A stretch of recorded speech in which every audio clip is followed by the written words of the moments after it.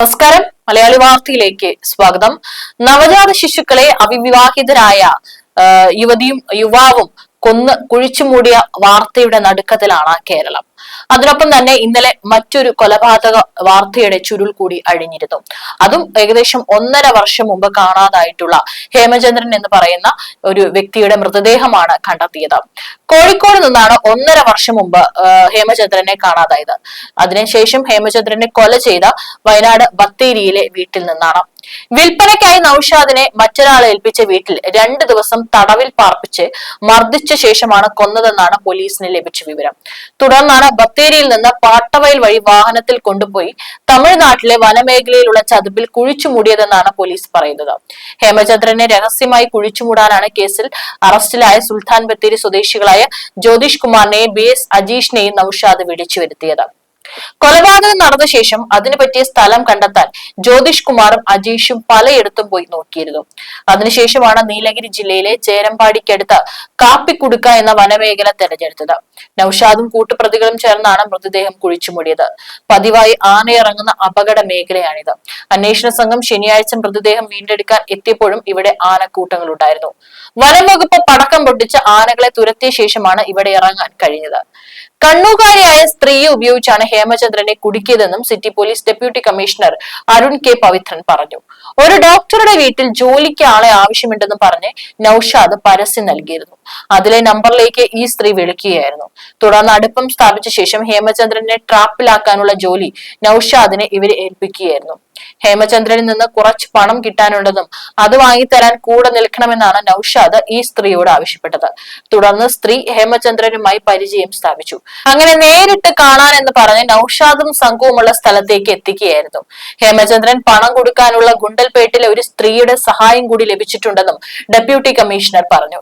കേസിൽ സഹായം ചെയ്ത മറ്റു പ്രതികളെ കൂടി പിടികൂടാനുണ്ട്. നൌഷാദിനെ സൗദിയിൽ നിന്ന് എത്തിക്കാനുള്ള ശ്രമങ്ങൾ ആരംഭിച്ചിട്ടുണ്ടെന്നും ഡെപ്യൂട്ടി കമ്മീഷണർ പറഞ്ഞു.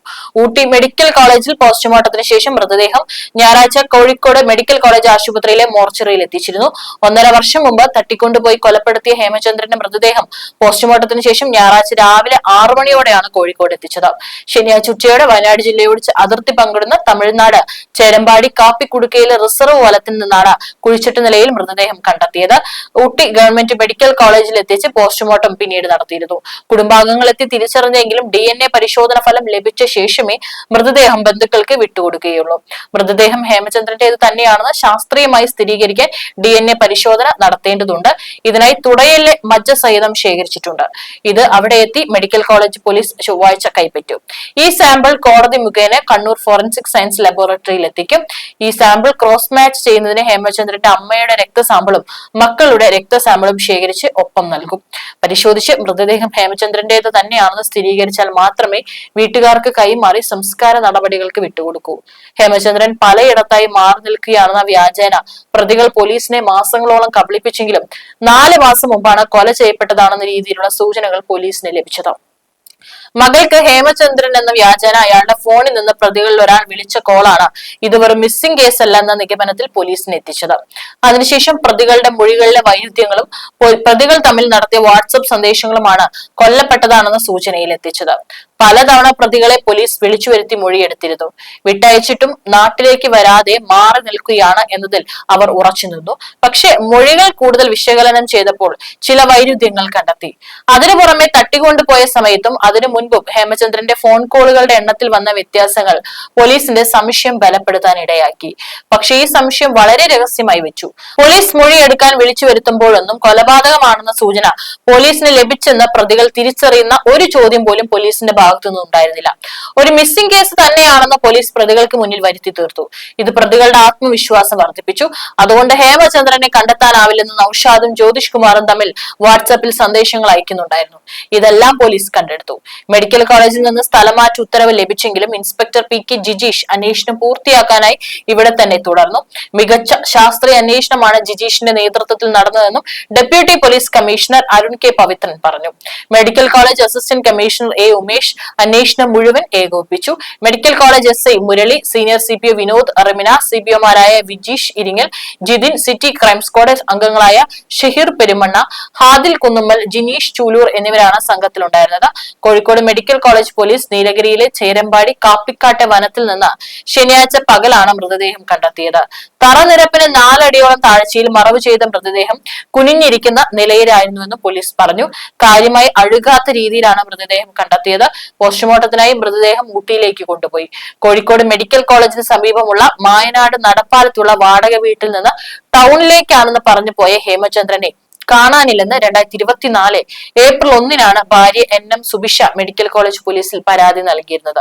ഈ കേസിന്റെ അന്വേഷണമാണ് നാടകീയ സംഭവ വികാസങ്ങൾക്ക് ശേഷം കൊലപാതകമാണെന്ന് തെളിഞ്ഞത്. റിയൽ എസ്റ്റേറ്റ്, സ്വകാര്യ ചിട്ടി കമ്പനി, റെന്റ് കാർ തുടങ്ങിയ ഇടപാടുകൾ നടത്തിവന്ന ഹേമചന്ദ്രൻ 20 ലക്ഷത്തോളം രൂപ പലർക്കും നൽകാനുണ്ടായിരുന്നു. സാമ്പത്തിക തർക്കത്തെ തുടർന്നാണ് കൊലപാതകമെന്നാണ് സൂചന. 1.25 വർഷം മുമ്പ് തട്ടിക്കൊണ്ടുപോയി കൊലപ്പെടുത്തിയ ഹേമചന്ദ്രനെ വനത്തിലെ ചതുപ്പിൽ നിന്ന് മണ്ണ് നീക്കി പുറത്തെടുക്കുന്ന നിമിഷം വരെ അന്വേഷണ സംഘത്തിന് ആശങ്കയായിരുന്നു. പ്രതികളിൽ നിന്ന് ലഭിച്ച മൊഴി സത്യമല്ലാതാകുമോ എന്ന ആശങ്ക. കാരണം മുൻപും പല ഘട്ടങ്ങളിലും അന്വേഷണം വഴിതിരിച്ചുവിട്ട പ്രതികൾ മൃതദേഹം പറഞ്ഞെടുത്ത് തന്നെയാണോ ഒളിപ്പിച്ചത് എന്നതിൽ സംശയമുണ്ടായിരുന്നു. ശനിയാഴ്ച ഉച്ചയോടെ പ്രതി അജീഷ് എന്ന അപ്പു ചൂണ്ടിക്കാണിച്ച സ്ഥലത്ത് മണ്ണുമാന്തി ഉപയോഗിച്ച് കിടങ്ങെടുത്തപ്പോൾ കാര്യമായി അഴുകാത്ത മൃതദേഹമാണ് പോലീസ് കണ്ടത്. ഈ വനഭൂമിയിലെ തണുപ്പാണ് മൃതദേഹം കാര്യമായി അഴുകാതിരിക്കാൻ ഇടയാക്കിയതെന്നാണ് നിഗമനം. പ്രധാന റോഡിൽ നിന്ന് 1 കിലോമീറ്ററോളം വനത്തിനുള്ളിൽ 4 അടിയോളം താഴ്ചയിലാണ് മൃതദേഹം ഉണ്ടായിരുന്നത്. ഏതായാലും കൊല്ലുന്നതിന് മുൻപ് അതിക്രൂരമായ മർദ്ദനത്തിന് ഇരയാക്കിയിട്ടുണ്ട്. ഇനി പോസ്റ്റ്മോർട്ടം റിപ്പോർട്ട് വന്നാൽ ശേഷം മാത്രമായിരിക്കും എങ്ങനെയാണ് മരണം സംഭവിച്ചത് എന്നുള്ള കാര്യങ്ങളിൽ വ്യക്തത വരികയുള്ളൂ. മാത്രമല്ല, കേസിൽ ഉൾപ്പെട്ടിട്ടുള്ള ഒരു പ്രതി വിദേശത്താണ്. അയാളെ നാട്ടിലെത്തിക്കാനുള്ള ശ്രമങ്ങൾ പോലീസ് നീക്കം നടത്തിയിട്ടുണ്ട്. ഇനിയും കൂടുതൽ ആളുകൾക്ക് കൊലപാതകത്തിൽ ബന്ധമുണ്ടോ എന്നുള്ള കാര്യങ്ങളടക്കം തന്നെ പോലീസ് പരിശോധിച്ചു വരികയാണ്.